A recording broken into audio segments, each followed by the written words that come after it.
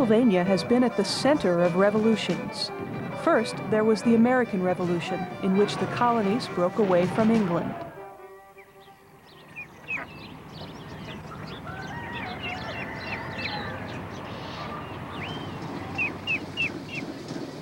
Then came the Industrial Revolution, when the economy shifted from farms to factories, from growing to producing, from horses to trains.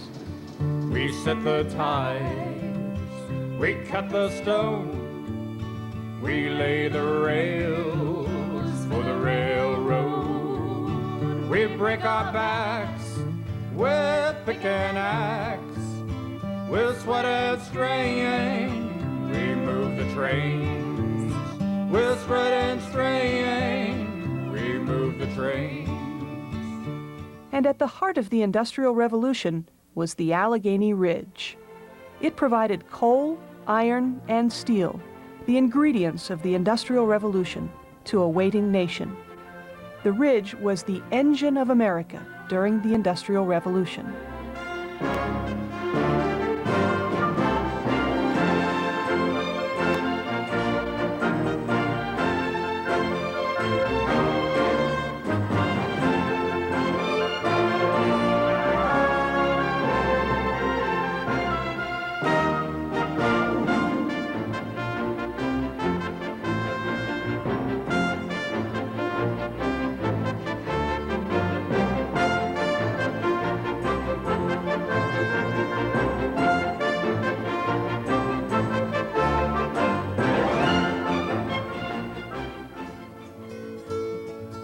Traveling over the Allegheny Ridge was not easy. Native Americans crossed on foot along the Katanning Trail. Following them were settlers and the teamsters who drove wagons on the Huntington, Cambria, and Indiana Turnpike. Then came the Portage Railroad, quickly replaced by the Pennsylvania Railroad when the Horseshoe Curve was built. The natural resources found in our area attracted major industries and the people to work in them. We've had iron and steel making, and coal mining, and railroading, three major industries that depended on each other then and now. Coal fired the mills that turned out the steel to be transported by rail.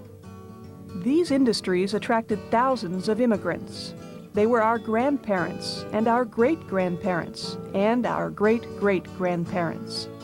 Their names bear modern testimony to the ethnic and cultural diversity of our ancestors. Now the West is within your reach. Open skies will greet you there. In a time not so long from now, trains will take you everywhere. So when you see a train upon the track, think of the rails beneath her wheels, and don't forget the man who put them there. Railroad workers, men of steel. Homer George, Joseph Genter and his wife, Martin Smolko. These are some of the people who shaped our history. They built the canal system, the Portage Railroad, and the Horseshoe Curve. They survived the Johnstown flood of 1889, and they struggled to improve working conditions in the coal mines. They are some of the people who drove the engine of America. We started out from Philly with dreams of heading west. They told us that for traveling, the main line was the best. Instead of north to Erie or south to C&O, it had to be the main line, the fastest way to go. Pennsylvania's first modern statewide transportation system consisted of canals connecting with rivers to form 800 miles of waterway, and of rail lines, which ran for 117 miles. They increased passage and commerce between Philadelphia and Pittsburgh, as well as points west. When the canal reached Hollidaysburg, it opened up Blair County and turned the Juniata Iron District from a local operation to a major producer. This is how one canal traveler described Hollidaysburg in 1835. Hollidaysburg has the air of a new clearing and looks so unfinished that one might suppose it to have been built within a year. Its site is good, rising gradually from the basin to a pleasant elevation. Many substantial buildings are going up, and it is evident that rapid increase is the destiny of the town. Hollidaysburg blossomed as an industrial and transportation center. The Ganister rock and silica sand found in the area were shipped to all parts of the United States in the mid-1800s. Hollidaysburg was considered one of the most prosperous communities between Philadelphia and Pittsburgh. For a short time, Hollidaysburg was a major center for building canal boats. It was no accident that a major change in canal boats occurred in Hollidaysburg.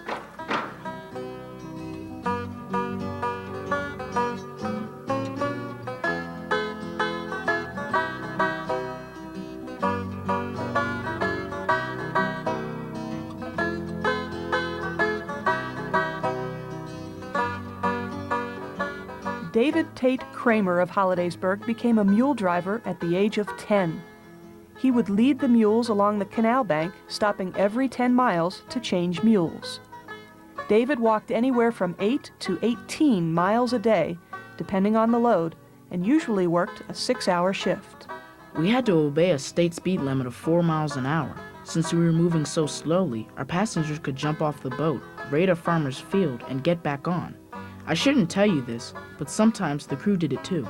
After all, if you saw a stray chicken or fresh corn, well, that was a feast compared to what they served us. Getting over the ridge was something else. To solve that problem, the state authorized the building of the Portage Railroad, which went from Hollidaysburg to Johnstown. But the railroad could not go straight up the mountain because the angle was too steep. We never were expecting the ride that we would get. Canal boats, trains, and inclines, timetables had been set. An engineering marvel, most everyone would say, to cross the Alleghenies in only a few days. And so the Portage Railroad was designed around 10 inclines, 5 going up and 5 going down. Think of them as staircases connected to landings. The boats would be pulled from landing to landing. It was quite a trip. The British author Charles Dickens traveled by canal from Harrisburg to Hollidaysburg and then onward by way of the Portage Railroad. Occasionally, the rails are laid upon the extreme verge of a giddy precipice, and looking from the carriage window, the traveler gazes sheer down, without a stone or a scrap of fence between, into the mountain depths below. Travelers on the Portage Railroad went through one tunnel that was 900 feet long. Constructed between 1831 and 1834, it was the first railroad tunnel built in America, and it was built through solid rock in the ridge. One problem with taking a canal boat was that passengers had to disembark when they reached the Portage Railroad, then take a train over the mountain, and then get into another boat. But John Doherty of Mount Union experimented with Jesse Chrisman's boat and changed the face of canal transportation. Well, all I did was suggest that the entire boat be lifted on a flat car and taken over the mountain and then put back in the water. Now, we did that with Mr. Chrisman's boat without disturbing his family, and they were able to continue on their trip to Illinois. Now, this experiment led to the design of special canal boats that could be loaded onto special rail cars using a boat slip. And people could board their canal boat in Philadelphia and never get out until Pittsburgh. In other words, they didn't have to get out if they didn't want to. But when they got to Crescent Summit, there passengers found Samuel Lemon's house. There they could get off and rest a bit and eat and drink. I built the house around 1832 before the workers had even finished laying the first track. It was a house for me and my kin. The tavern was a popular place. Let's hear it for Sam Lemon, the keeper of the inn. So raise your glasses, laddies, here's to Sam and all his kin. We're here to drink and dine in a tavern made of stone, up on Allegheny Mountain in a time so long ago. Living where I did, I saw several accidents. Sometimes the locomotive boilers exploded or the tow ropes broke. Someone devised a safety car which was attached to the rail car and served as an automatic brake when a tow rope broke. The original ropes were made of hemp, By 1850, the Allegheny Portage Railroad substituted what we called wire rope, which had been developed by John Roebling. That helped avert a lot of accidents. Roebling went on to use the wire rope in the Brooklyn Bridge. The primary source of labor for the canals came from immigrants from Ireland. The Irish also served as the primary labor source for the building of the Horseshoe Curve. And oh, did those Irishmen work hard and steady and do a fine job. They created an engineering feat still marveled about in modern time. The canal and railroad system in place in the early to middle part of the 1800s was slow. Canal boats could not operate when the canals froze over or the water level dipped, and the Allegheny Portage Railroad did not operate at night. The trip between Pittsburgh and Philadelphia took nearly 4 days, and that was in the best of circumstances. J. Edgar Thompson, then the chief engineer of the Pennsylvania Railroad, oversaw the surveys that led to the Horseshoe Curve. Later, as president of the Pennsylvania Railroad, he developed the financial strategy that got it built. Let him tell about the engineering feat. Every place we checked along the ridge, we realized that the grade was too steep. We needed to find a way to build a grade our locomotives could reasonably climb. That's why we developed the curve. Now, what we did was cut out the side of the mountain and fill as needed to create a curve that would reduce what would have been a 4.37% grade to a 1.8% grade at the most. We tripled the distance we had to lay track, but we created a grade that locomotives could easily climb out of Altoona and onto the ridge. Altoona was the site of the Pennsylvania Railroad's principal car shops and major engine terminal. A half-century later, the railroad built a test plant in Altoona that made scientific contributions to the rail industry nationwide. In a similar way, the Silicon Valley in California contributes to the computer industry today. The Altoona test plant grew out of the same inventive spirit that built the Horseshoe Curve and designed the Portage Railroad. In building the curve, the 450 Irish laborers had their work cut out for them.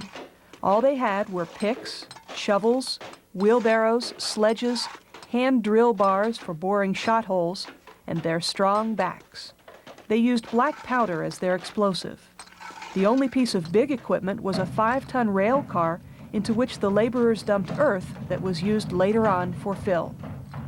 The curve's success was instantaneous. It opened with just one track, but reduced the trip between Pittsburgh and Philadelphia to 17 hours. It wasn't long before a second track was added, and then a third, and a fourth. But the Pennsylvania Railroad's success with Horseshoe Curve meant the end for the Allegheny Portage Railroad. It could not compete, and it was out of business a mere 20 years after opening. In fact, the Cambria Tribune of Johnstown carried advertisements not only announcing the direct rail link, but noting that the fare was lower and that passengers would avoid the inclined planes of the Allegheny Portage Railroad. Because the Pennsylvania Railroad decided to put its main shops in Altoona, the role of Hollidaysburg as a transportation center diminished. The rapid increase predicted as its destiny by that canal traveler in 1835 would not come true. And remember those Irish laborers? Some of their descendants still live in the area and continue to take pride in the Horseshoe Curve. And the railroad, by the way, attracted immigrants from Italy, including Giulio Brandamarte and Oscar Salpino, who gave it years of exemplary service. Their names have been given to curves located near the Gallitzin tunnels. In building the Horseshoe Curve, man conquered nature. But on May 31, 1889, nature overwhelmed the residents of the Johnstown area. The water in Lake Conemaugh broke through the breast of its dam, resulting in a flood that killed 2,200 people and became an international news event. Lake Conemaugh does not exist today. You can see its remains at St. Michael on the top of the mountain 450 feet above Johnstown. It originally was built to supply water to the canal system in the Johnstown Basin, the canal that carried traffic to the Portage Railroad. Eventually, the dam was sold to the South Fork Fishing and Hunting Club, a close-knit group of wealthy people from Pittsburgh. They provided the money to run industries in Pittsburgh that served America. They spent their summers at the club, fishing, sailing, or just relaxing. Sailboats on the mountain, hundreds of miles from the sea. sailing on a mountain top in fairy tales and dreams. Sailboats on the mountain, hundreds of miles from the sea, sailing on a mountain top in fairy tales and dreams. Victor Heiser of Johnstown used to ride his horse out to the club, from which he and most other local residents were excluded. There was a fence around the place where we had to get it. We had to get in through there. There were nice farms all the way right up to the place. Yeah. Of course, this roads are now. It was a very poor road. You couldn't have run an automobile over it, but for riding it was all right, and the farmers used to market their produce with their wagons that way. In those days, Johnstown was the steel center of the country, and its major industry was Cambria Iron Works, employing nearly 7,000 men. It also owned coal mines, coke ovens, railroads, and a steel company. Thanks to the leadership of Daniel Morrell, Cambria Iron Works used the latest technology for making high-quality steel, and that helped Johnstown lead the nation. Cambria Iron Works owned Johnstown. It built 700 houses that it rented to its employees. It owned the biggest store in town. The strong economy brought on by Cambria Iron Works enabled people like Victor Heiser's father to operate a private store. Heiser's father owned a dry goods store, similar to the one John Stenger owned, and one of Heiser's cousins worked for Stenger. We sold groceries and feed and dry goods and all sorts of things. I was brought up, of course, to work in the store long before I was 16. Johnstown was taking shape. Most of the buildings were wood built. Practically all except on Main Street there, most of them were brick. The town was very well organized. I mean, the streets were swept regularly and by the city, and things were kept fairly good shape. Ever since the South Fork Fishing and Hunting Club had gotten underway in 1881, the residents of Johnstown had heard rumors during heavy rains that the dam was about to break. In between, they endured several floods, and they grew cynical about suggestions that the dam would ever break. Every time we had high water, that was all the talk of the town. The dam would break. Well, then it didn't break, and finally everybody thought it was a good joke that everybody talking about something was going to happen and never did. We had water up on Washington Street the first time in any flood. We've never had high water before. You see, it rained, I think, 27 inches, something like that. It was a regular cloudburst that occurred.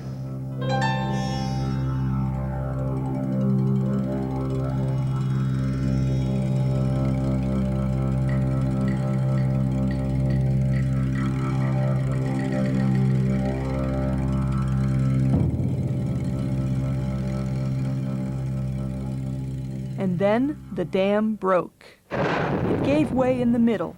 The water slid through the breastworks and plunged down the mountain at up to 40 miles an hour. As it roared down the South Fork of the Little Conemaugh River, it picked up everything in its path and carried it along. At South Fork, Homer George saw it coming. 20 million tons of water. I have never forgotten the sight of that vast amount of water. Train engineer John Hess began driving his train backwards down the valley toward East Conemaugh, blowing the locomotive's whistle all the way. Tie that whistle down, John Hess, tie that whistle down. Give warning, fair warning, that's their only chance to live. And then the water hit Johnstown. 7 decades later, Victor Heiser still remembered the day. First, he heard it. When this terrible noise came, my father heard that and saw me. I was trying to get back to the house, and he saw me. Urged from a distance by his father to seek higher ground, Heiser had reached the roof of the barn, safe for a moment. And the next second, it seemed to me just a minute, maybe it wasn't a minute, it struck our house and just gone like that. It was crushed, and the barn toppled over, and I had to run up on one side, and then we began gathering speed. And I saw a house the fence house, right in the way. And at the speed, I thought I'd be knocked off. Well, the impact took place. And by that time, my stable, all that was left of it that I could see was a raft about the size of this room. I could recognize it with a tin roof. Heiser was carried along in the debris. All I saw was wreckage. And My whole idea was to keep on getting on top. Yeah. And I climbed and climbed and climbed. Eventually, Heiser found refuge on the roof of a still-standing building. He and others spent the night inside. Heiser eventually reached a stone bridge which had served as a blockade and collector of debris. Among the debris were human beings.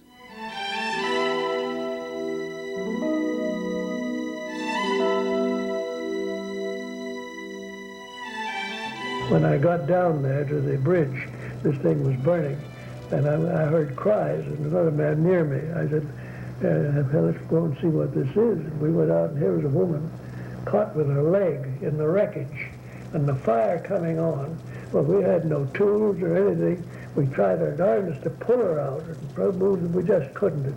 We stayed there as long as we could, and we had to see that woman burn to death right before our eyes. Oh, my God. God, it was a frightful sight. 2,209 people were killed in the flood, including Heiser's parents.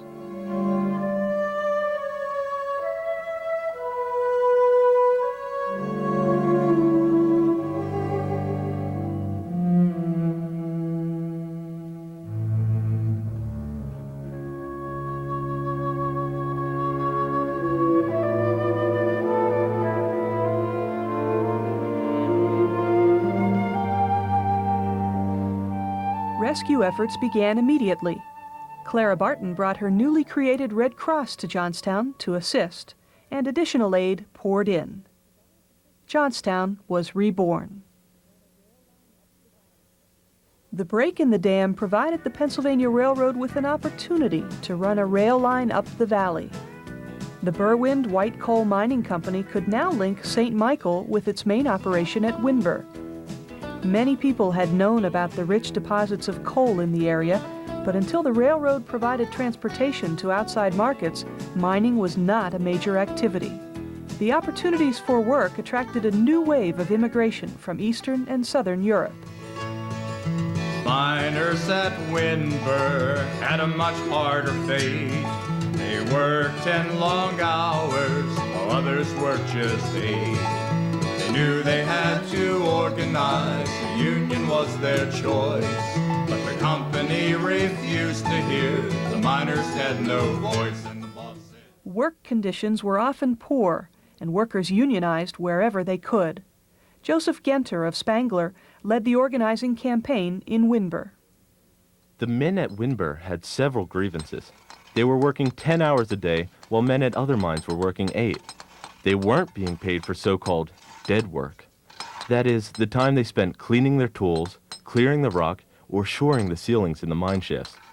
They weren't happy with the company store and the company hospital because they had no say in its operation. And they had no job protection.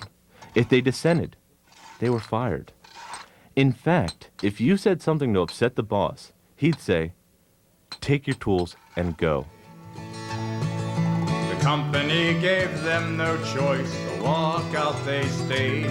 They wanted just to make a point, no tempers were raised. But 2 days later, men appeared with messages for all. The company was evicting them, they heard the union call, and the boss said, "Take your tools and go." The union cried, "Strike, boys, strike."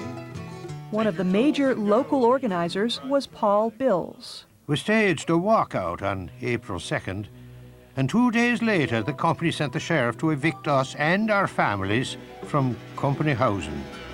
We had 5 days to get out. The local was gaining strength. More than 2,000 miners attended a meeting and listened to speeches in Polish, Slovak, Magyar, Italian, and English. Joe Genter's wife spoke in English. It was quite an assembly. The men really cheered when I said, "Praise God, there are no more scabs in Windber." Ethnic newspapers also covered the strike. Martin Smolko, who worked at scalp level, wrote to the National Slovak newspaper. I wanted my countrymen to know how we had been enslaved, but I also wanted to warn them that the company would try to recruit my brothers to mine in my place. That is, to scab. I ended my letter by saying, "All for one and one for all." Eventually, the company and the miners began negotiating. Charles Shank was president of the Windber Local and the chief negotiator. We made some progress.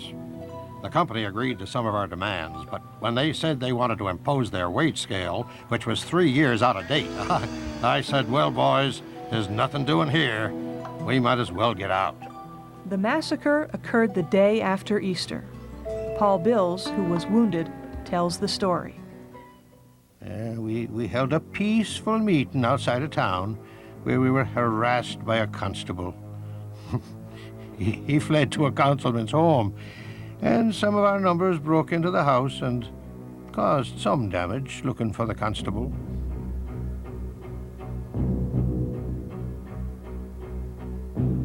A little later, nearly a dozen miners were arrested and charged. None of them was involved, but they were taken to jail. A crowd assembled outside the jail, and at some point, someone threw a stone or brick through a window in the jail. We started to walk away, but it was too late.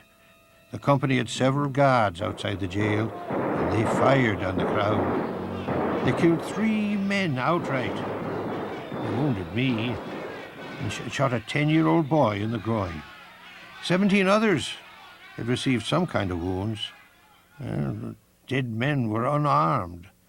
The boy was just an onlooker. He died 2 days later.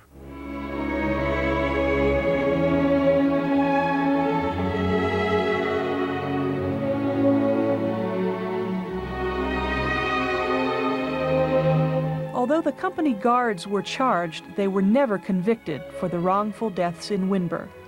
The strike continued for 2 more months, and the company suffered because of reduced production, and the men and their families suffered the loss of wages.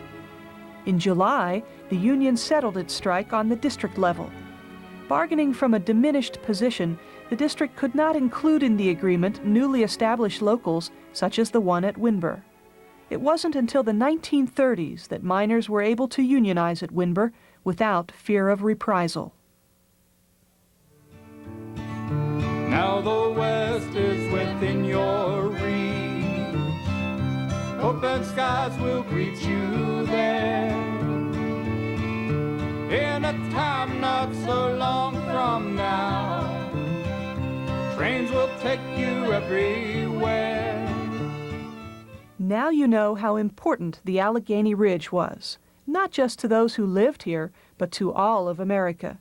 The resources and the people of the Allegheny Ridge were the engine of America during the Industrial Revolution. They helped make this country what it is today. So when you see a train upon the track, think of the rails beneath her wheels. And don't forget the men who put them there, railroad workers, men of steel. To learn more, visit the historical sites for a first-hand feeling, and visit your library for reading material on our industrial heritage. We break our backs with pick and axe, with sweat and strain, we move the trains. With sweat and strain, we move the trains. With sweat and strain, we move the trains. With sweat and strain, we move the trains.